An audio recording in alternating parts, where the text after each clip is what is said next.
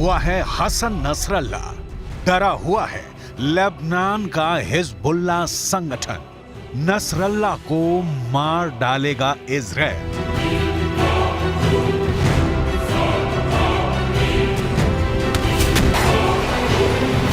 Hasan Nasrallah Israel का दुश्मन number 2, Hezbollah का चीफ। इजराइल के खिलाफ नसरल्ला ने हमले का ताजा ऑर्डर जारी किया है।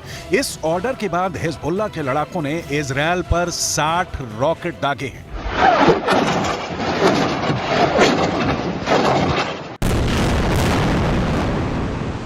التعزية بأخينا الحبيب والعزيز القائد الكبير الشيخ صالح نائب رئيس المكتب السياسي لحركة حماس ورفاقه القادة والكوادر في القسام وفي حماس الذين استشهدوا بالأمس في عدوان إسرائيلي فاضح على الضاحية الجنوبية لبيروت.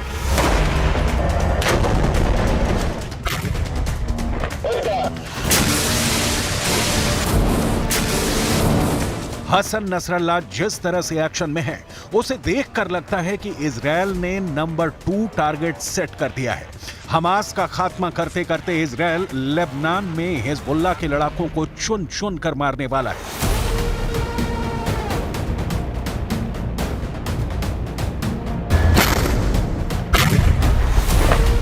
नसरल्ला खुल्लम खुल्ला इजराइल की ताकत को चैलेंज कर रहा है, बदला लेने की धमकी दे रहा है। जी, बदला उस हमास के नेता के मारे जाने की जो लेबनान में छिपकर बैठा था। इजराइल की सेना ने हमास के इस लीडर की तलाश की और मिलते ही बेरूत में मौत की नींद सुला दिया। في ابتغاء القوم إن من أعظم ما يمكن أن يتمناه الإنسان أو من أشرف ما يمكن أن يحصل عليه الإنسان أن يكون موته قتلا وعلى يد من؟ على يد قتلة الأنبياء، وهذا هو حال شهدائنا في هذه الأيام. ما له صلة أيضا بالمناسبة ما حصل اليوم في جوار الموقد الطاهر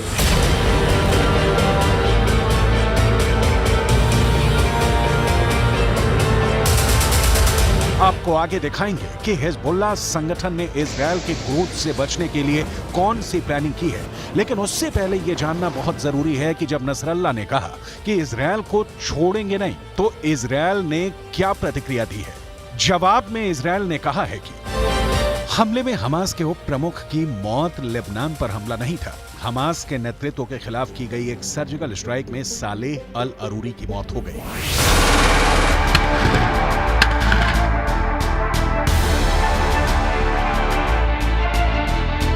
2006 के बाद यह पहली बार है जब इजराइल की फौज लेबनान में घुसी और अरूरी को मार डाला।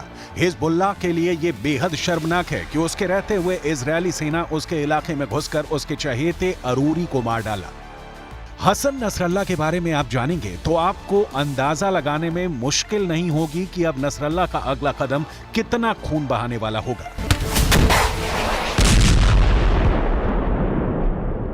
من الرجال والنساء والأطفال حيث قضى عدد كبير من الشهداء، يعني لآخر متابعة لإلي تجاوز العدد 80 شهيدا وأكثر من 160 جريحا. أيضا نتوجه إلى عائلاتهم جميعا بالعزاء. هؤلاء شهداء نفس الطريق، نفس القضية.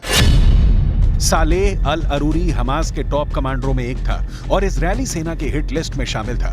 57 वर्षीय अरूरी लेबनान में निर्वासन की जिंदगी बिता रहा था। इजरायली सेना को काफी दिनों से इसकी तलाश थी। अरूरी पिछले 4 वर्षों से आईडीएफ के निशाने पर था।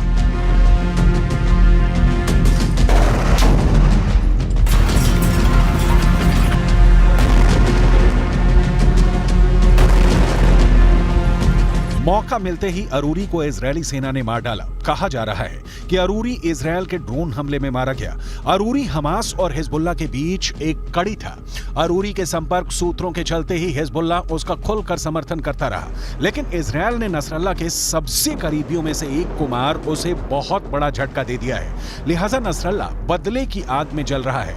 इजरायल के भय से नसरल्लाह बाहर सार्वजनिक रूप से नहीं दिखता, लेकिन उसके बारे में जो जानकारी है वो ये है कि हसन नसरल्लाह एक शिया आलिम मतलब धार्मिक विद्वान है जो लेबनान में हिजबुल्लाह ग्रुप के प्रमुख हैं। इस प्रमुख को इस समय लेबनान के सबसे अहम राजनीतिक दलों में गिना जाता है, जिसकी अपनी सशस्त्र विंग भी है। हसन नसरल्लाह लेबनान के साथ साथ दूसरे अरब देशों में भी लोकप्रिय है। ईरान और अली खामनेई के साथ बहुत निकट के और विशेष संबंध है।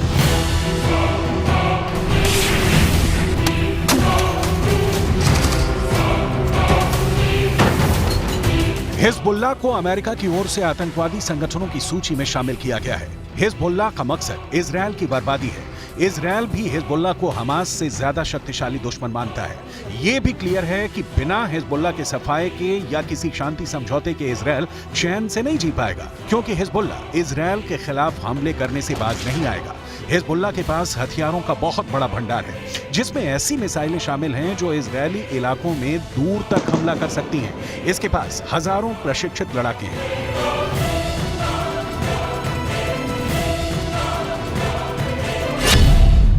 इजरायल के मुताबिक हिजबुल्लाह के करीब 45,000 लड़ाके हैं। हिजबुल्लाह के पास 1,20,000 से 1,30,000 मिसाइलें हैं। इनमें तमाम लंबी दूरी तक मार करने वाली भी शामिल हैं। इसके अलावा हिजबुल्लाह के पास एंटी टैंक हथियार, मानव रहित ड्रोन, एंटी शिप मिसाइलें और हवाई रक्षा प्रणाली मौजूद है।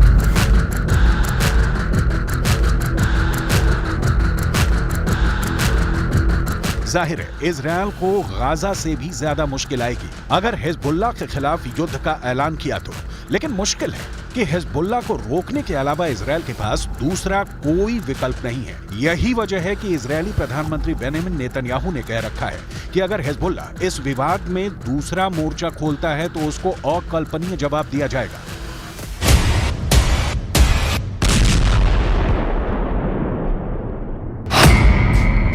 सवाल बनता है, तो क्या लेबनान के खिलाफ इजरायल जंग का ऐलान करने ही वाला है? अगर ऐसा होता है तो फिर ईरान आएगा, वही ईरान जिसने हमास को मुश्किल के वक्त छोड़ दिया। ईरान इजरायल के हमले के वक्त हिजबुल्लाह के साथ खड़ा होगा। इन सवालों का जवाब एक लाइन में नहीं मिलेगा, क्योंकि पूरा अरब वर्ल्ड ऐसे ही हिजबुल्लाह, हमास और हूथी विद्रोहियों को इजरायल के खिलाफ उतारता रहा है। इजरायल के खिलाफ गोले और रॉकेट बरसाने वाले ये तीनों संगठन सिर्फ हथियारबंद संगठन नहीं है, बल्कि अरबों के इजरायल के खिलाफ विरोध का प्रतीक हैं। ईरान खुलेआम हिजबुल्लाह का समर्थन करता है, हूथी विद्रोहियों का साथ देता है, हमास को हथियारों की सप्लाई करता है। लिहाजा ये बात तो बहुत साफ है कि इजरायल को फाइनली ईरान से ही दो हाथ करना होगा, तभी इजरायल को सुकून मिलेगा। लेकिन ये भी ध्यान देने वाली बात है कि ईरान अब 70 के दशक वाला ईरान नहीं है। उसके पास भी कहा जाता है कि परमाणु बम है। अब ध्यान दीजिए कि हिजबुल्लाह के चक्कर में कैसे ईरान और इजरायल के बीच परमाणु युद्ध छिड़ सकता है। लेबनान और हिजबुल्लाह चीफ हसन नसरल्लाह के पास लड़ाके हैं, ईरान का समर्थन है, हथियार है, लेकिन गौर करने वाली बात है कि पूरा लेबनान हिजबुल्लाह के साथ नहीं है। पूर्ण युद्ध लेबनान के लिए विनाशकारी होगा और इसके लिए जनता का समर्थन बहुत कम है। इसका कारण है कि लेबनान वर्षों से अधिक संकट का शिकार है। राजनीतिक गतिरोध की वजह से उचित ढंग से काम करने वाली सरकार तक नहीं है। लेबनान की जनता पहले से गृह युद्ध, सशस्त्र गुटों के बीच आंतरिक लड़ाई, इजरायल के साथ संघर्ष और पड़ोसी सीरिया में युद्ध के चलते मुश्किलों से गुजरती रही है। 60 लाख की आबादी वाले इस देश के पास इजरायल सरीखे कुछ भी ऐसा नहीं है कि वो इजरायल और अमेरिका का एक साथ सामना कर सके। इजरायल से संघर्ष के बीच लेबनान के सैकड़ों लोग अपने घरों के अंदर रहने या बेरूत के दूसरे शहरों की ओर भागने के लिए मजबूर हुए हैं। लेकिन हिजबुल्लाह इस तरह के पलायन से इजरायल के खिलाफ हमला बंद नहीं करने वाला। लेबनान और इजरायल के बीच की दुश्मनी भी नई नहीं है। 2006 में हिजबुल्लाह ने 2 इजरायली सैनिकों को पकड़ लिया था। हिजबुल्लाह इसके बदले इजरायली कैद में बंद अपने लड़ाकों को छुड़वाना चाहता था, लेकिन इजरायल ने शर्त मानने की जगह हिजबुल्लाह के नेता हसन नसरल्लाह के घर पर बमबारी करके जवाब दिया। इसके बाद दोनों के बीच 34 दिनों तक युद्ध चला। इस जंग में 1100 लेबनानियों की मौत हुई, जबकि 165 इजरायली मारे गए थे। 7 अक्टूबर 2023 के हमले से पहले इजरायल लेबनान बॉर्डर करीब शांत ही रहा।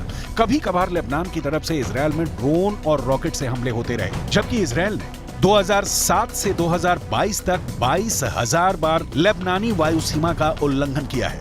इजरायल ने पहले से ही क्लियर कर रखा है कि हमास के आतंकी धरती के किसी भी कोने में छुपे होंगे, उनकी तलाश की जाएगी और उनका खात्मा किया जाएगा। अरूरी को बेरूत में घुसकर मारना इसी कड़ी में है। यही कारण है कि हमास के नेता कभी कतर, कभी ईरान तो कभी लेबनान में ठिकाने बदलकर अपनी जान बचा रहे हैं। दूसरी तरफ इजरायल की खुफिया एजेंसी मोसाद ने इन सारे नेताओं को ट्रैक करने के लिए अपनी टीमें लगा रखी हैं। कतर और ईरान में हमास के नेताओं पर हमले से युद्ध भड़क सकता है, लिहाजा इजरायल हमास के नेताओं के लेबनान जैसे देशों में आने का इंतजार करता है। ऐसा ही हमास के डिप्टी चीफ अरूर के साथ भी हुआ। जब तक कतर में था सुरक्षित था, लेकिन ईरान से होता हुआ जब लेबनान पहुंचा तो ड्रोन हमले में मारा गया।